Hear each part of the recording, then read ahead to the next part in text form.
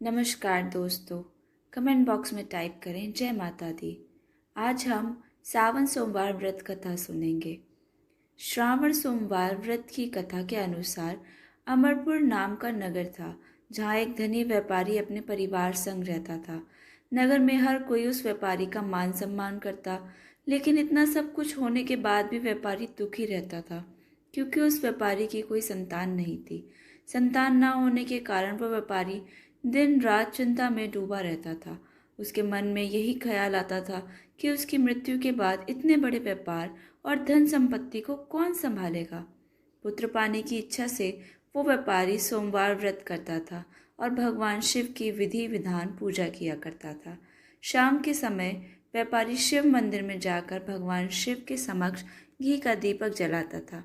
उस व्यापारी की भक्ति से प्रसन्न होकर एक दिन माँ पार्वती ने भगवान शिव से कहा, हे प्राणनाथ, ये व्यापारी आपका परम भक्त है। ना जाने कितने दिनों से सोमवार का व्रत और पूजा नियमित कर रहा है। भगवान, आप इस व्यापारी की मनोकामना पूर्ण करें। भगवान शिव ने मुस्कुराते हुए कहा, हे पार्वती, इस संसार में सबको उसके कर्म के अनुसार ही फल की प्राप्ति होती है। जिसके भाग्य में जो लिखा है उसे वही मिलता है। लेकिन इसके बावजूद भी पार्वती जी नहीं मानी। उन्होंने आग्रह करते हुए कहा, नहीं प्राणनाथ, आपको इस व्यापारी की इच्छा पूरी करनी होगी। यह आपका अनन्य भक्त है, प्रति सोमवार विधिवत व्रत रखता है। आपको इसे पुत्र प्राप्ति का वरदान देना ही होगा। पार्वती का इतना आग्रह देख भगवान शिव ने कहा, तुम्हारे आग्रह पर मैं इस व्यापारी को पुत्र प्राप्ति का वरदान देता हूँ, लेकिन उसका पुत्र केवल 16 वर्ष तक ही जीवित रहेगा। उसी रात भगवान शिव ने उस व्यापारी को सपने में आकर दर्शन दिया और कहा कि मैं तुम्हें पुत्र प्राप्ति का वरदान देता हूँ, लेकिन तुम्हारा पुत्र 16 वर्ष तक ही जीवित रहेगा। भगवान के वरदान से व्यापारी खुश तो हुआ, लेकिन पुत्र की अल्प आयु का सोचकर उसकी खुशियों का नाश हो गया। लेकिन इसके बावजूद भी व्यापारी पहले की तरह सोमवार का विधिवत व्रत रखता था। कुछ महीने बाद उसके घर में अति सुंदर पुत्र उत्पन्न हुआ। व्यापारी ने धूमधाम से पुत्र जन्म का समारोह मनाया। व्यापारी मन ही मन दुखी रहता था, क्योंकि वो अपने पुत्र की अल्पायु का रहस्य जानता था। यह रहस्य उसने घर में किसी को नहीं बताया था। विद्वानों ब्राह्मणों ने उस पुत्र का नाम अमर रखा। जब अमर 12 वर्ष का हुआ तो उसे शिक्षा ग्रहण करने के लिए वाराणसी भेजने का निश्चय हुआ। व्यापारी ने अमर के मामा दीपचंद को बुलाया और कहा कि अमर को शिक्षा प्राप्त करने के लिए वाराणसी छोड़ आइए। इस तरह से अमर अपने मामा के साथ शिक्षा प्राप्त करने के लिए निकल पड़ा। रास्ते में जहाँ भी अमर और दीपचंद ठहरते, वहीं यज्ञ करते और ब्राह्मणों को भोजन कराते रहते। लंबी यात्रा के बाद अमर और दीपचंद एक नगर में पहुंचे। उस नगर के राजा की कन्या का विवाह था, जिसके लिए पूरा राज्य सजाया गया था। राजा की कन्या की बारात आ गई थी, लेकिन वर का पिता अपने बेटे के एक आंख से काने होने के कारण दुखी था। उसे भय था कि राजा को इस बात का पता चलने के बाद कहीं वह अपनी पुत्री का विवाह करने से इनकार न कर दे। वर के पिता की नज़र अमर पर पड़ी तो उसके दिमाग में एक विचार आया। उसने सोचा, क्यों न इस लड़के को दूल्हा बनाकर राजकुमारी से विवाह करा दूं। विवाह के बाद इस लड़के को धन देकर विदा कर दूंगा और राजकुमारी को नगर ले आऊंगा। वर के पिता ने इस बारे में अमर और उसके मामा दीपचंद से बात की। दीपचंद ने धन के लालच में वर के पिता की बात स्वीकार कर ली। अमर को दूल्हे के वस्त्र पहनाकर राजकुमारी चंद्रिका से उसका विवाह संपन्न कराया गया। राजा ने बहुत सा धन देकर राजकुमारी को विदा किया। अमर जब लौट रहा था तो उसने राजकुमारी की ओढ़नी पर लिख दिया, राजकुमारी चंद्रिका, तुम्हारा विवाह मेरे साथ हुआ था। मैं वाराणसी में शिक्षा प्राप्त करने जा रहा हूँ। अब तुम्हें जिस नवयुवक की पत्नी बनना पड़ेगा वह एक आंख से काना है। जब राजकुमारी ने अपनी ओढ़नी पर लिखा हुआ ये सब पढ़ा तो उसने काने लड़के के साथ जाने से मना कर दिया। उधर अमर अपने मामा दीपचंद के साथ वाराणसी पहुंच गया।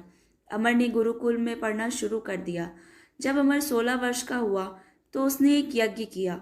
यज्ञ की समाप्ति पर ब्राह्मणों को भोजन कराया और उन्हें अन्न और वस्त्र दान किए। रात को अमर जब अपने शयन कक्ष में सो रहा था तो शयनावस्था में ही अमर के प्राण पखेरु उड़ गए। सुबह जब उसके मामा दीपचंद ने उसे मृत देखा तो उसे देखकर रोने पीटने लगा। मामा के रोने के स्वर समीप से गुजरते हुए भगवान शिव और माता पार्वती ने भी सुने। पार्वती जी ने भगवान से कहा, प्राणनाथ, मुझसे इस व्यक्ति की पीड़ा सहन नहीं हो रही है।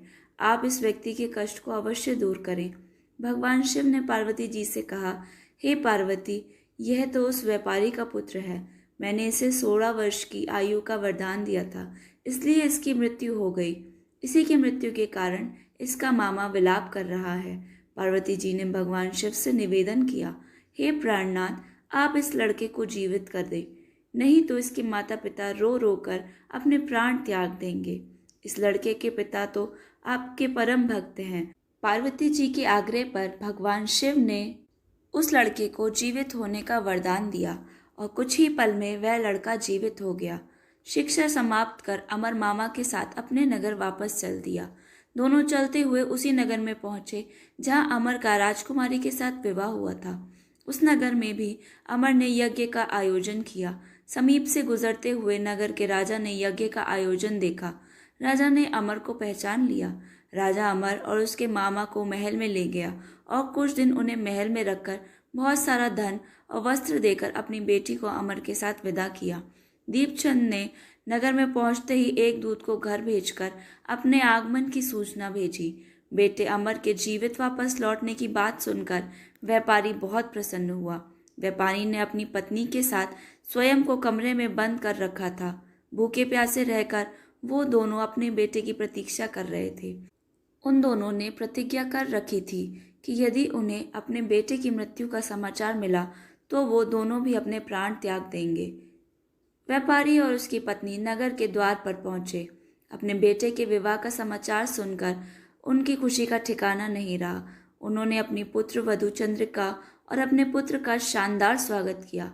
उसी रात भगवान शिव ने व्यापारी के स्वप्न में आकर कहा, हे श्रेष्ठी, मैंने सोमवार के व्रत करने और तेरे व्रत कथा सुनने से प्रसन्न होकर तेरे पुत्र को लंबी आयु का वरदान दिया है। व्यापारी बहुत प्रसन्न हुआ। अतः सोमवार का व्रत करने से व्यापारी के घर में खुशियां लौट आईं। शास्त्रों में लिखा है कि जो भी व्यक्ति सोमवार का विधिवत व्रत करता है और व्रत कथा सुनता है, उसकी सभी इच्छाएं पूरी हो जाती हैं।